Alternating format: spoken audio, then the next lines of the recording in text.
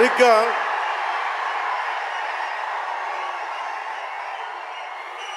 ఒక 2 సంవత్సరాల క్రితం భీమ్లా నాయక్ రిలీజ్ అయినప్పుడు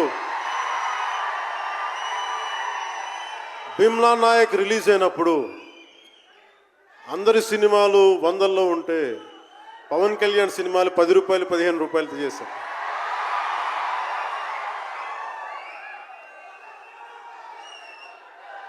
నేను ఒకటే చెప్పాను ఆ రోజున, మనల్ని ఎవడు రాపేది.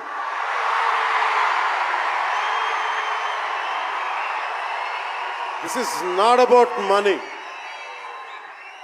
This is not about finance. This is not about records. This is about damn guts. This is about damn courage. This is about damn tenacity. We are here. We will stand by. We will serve justice.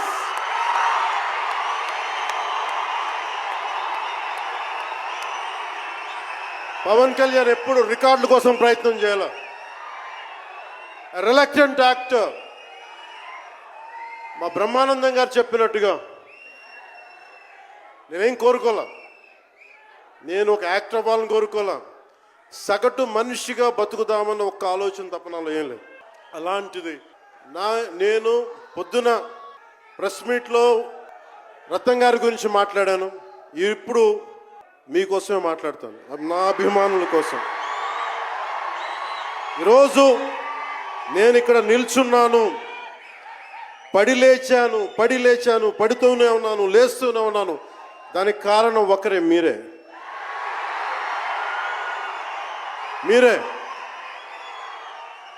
పడిపోయినా, కింద పడ్డా, లేచినా, ఉన్నా, అన్నా నీ వెంట మేము ఉన్నామని. నా దగ్గర ఏమన్నా ఆయుధాలు ఉంటాయా? నా దగ్గర ఏమన్నా గుండాలు ఉంటారా? నా దగ్గర ఎవరు లేరు, గుండెల్లో ఉండే మీరు తప్ప.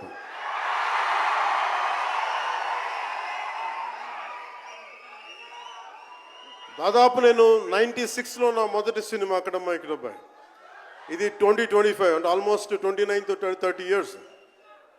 అంటే దాదాపు 29-30 సంవత్సరాలు నేను చిత్ర పరిశ్రమకు వచ్చి. ఎలా ఉంది అంటే నాకే తెలియదు, అలా కాలం ఇట్లా అయిపోయింది. కానీ కొంత వయసు పెరిగిందేమో కానీ గుండెల్లో చావు ఇంకా చావులకే బతికాం. ఇక్కడే సభలో సర్దార్ గబ్బర్ సింగ్ సినిమాకి మహబూబ్ నగర్ నుంచి వచ్చిన ఒక యువకుడి గురించి చెప్పాను, మన అభిమానులు ఒకటి గురించి చెప్పాను. అన్నా నువ్వేమి ఇవ్వదు, ఒక హిట్ ఇవ్వన్నా చాలని. ఆ రోజు నేను భగవంతుని కోరుకున్నాను, నా అభిమానుల కోసం, నా కోసం కాదు కానీ ఒక హిట్ ఉంటే బాగుంటుంది అని కోరుకున్నాను. అది హరీష్ శంకర్ గబ్బర్ సింగ్ వల్ల తిరిగి వచ్చింది.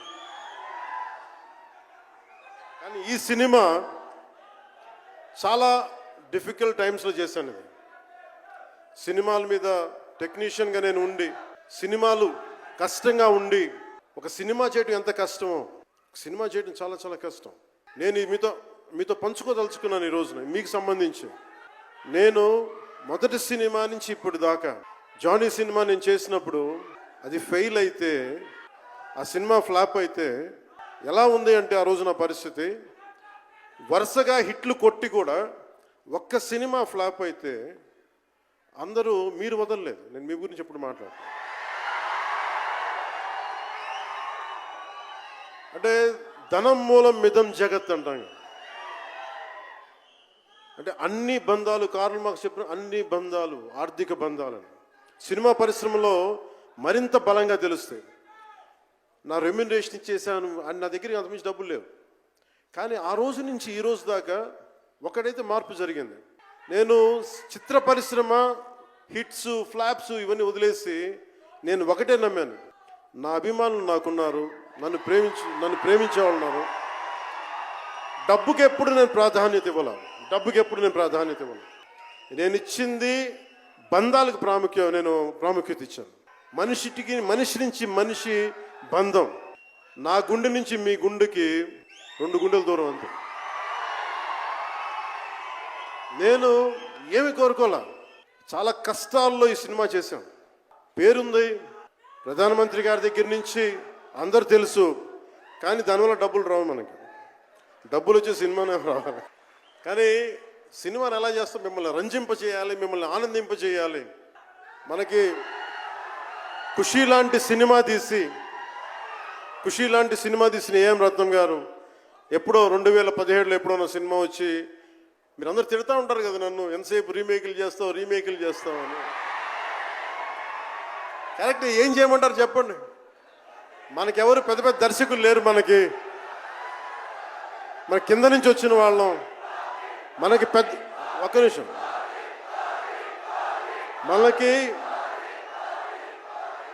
మన సినిమాల్ని చెప్తున్నా, ఓజీ సంతోషం, ఇది వీరా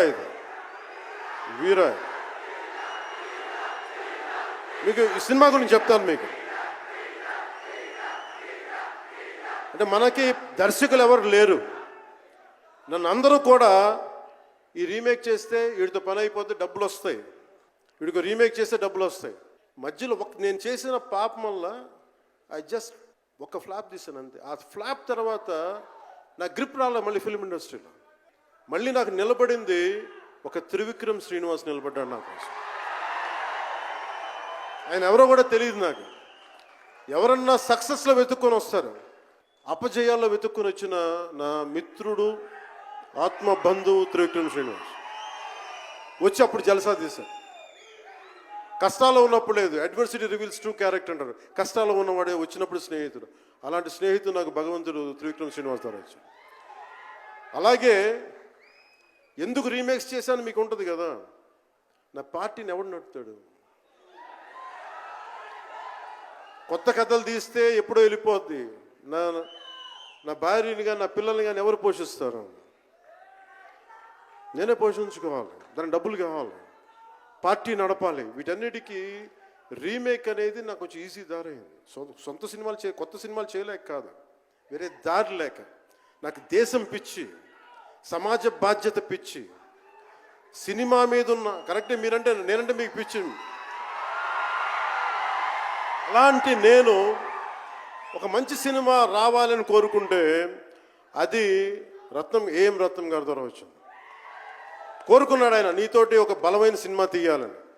ఏదో ఆయన కూడా ముందు రీమేక్ వచ్చారు, అవి అటు ఇటు తిరిగి యాక్చువల్గా క్రిష్ గారి వల్ల ఈ సినిమా వచ్చింది. జాగర్లమూడి క్రిష్ గారికి మనందరం ముందుగా కరతాళ ధ్వనుల ద్వారా చాలా బలంగా తెలియజేయాలి.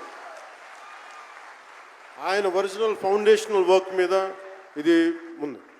వ్యక్తిగత కారణాలు, కొన్ని ప్రొఫెషనల్ రీజన్స్ వల్ల మధ్యలో ఆయన వెళ్ళిపోవాల్సి వచ్చింది.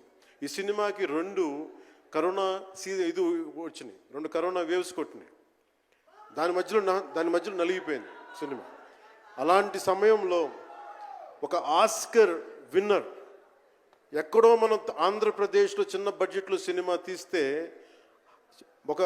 మన బడ్జెట్స్ ఎంత ఉంటాయి? 10 కోట్లు, 15. అలాంటి సినిమాల నుంచి సంగీత దర్శకత్వం వహించి మనం పెట్టే నాటు నాటు నాటు అనే పాట ప్రపంచమంతా ఉర్రూతో లూగిస్తుంది అనేది తెలియజేశారు కీరవాణి గారు.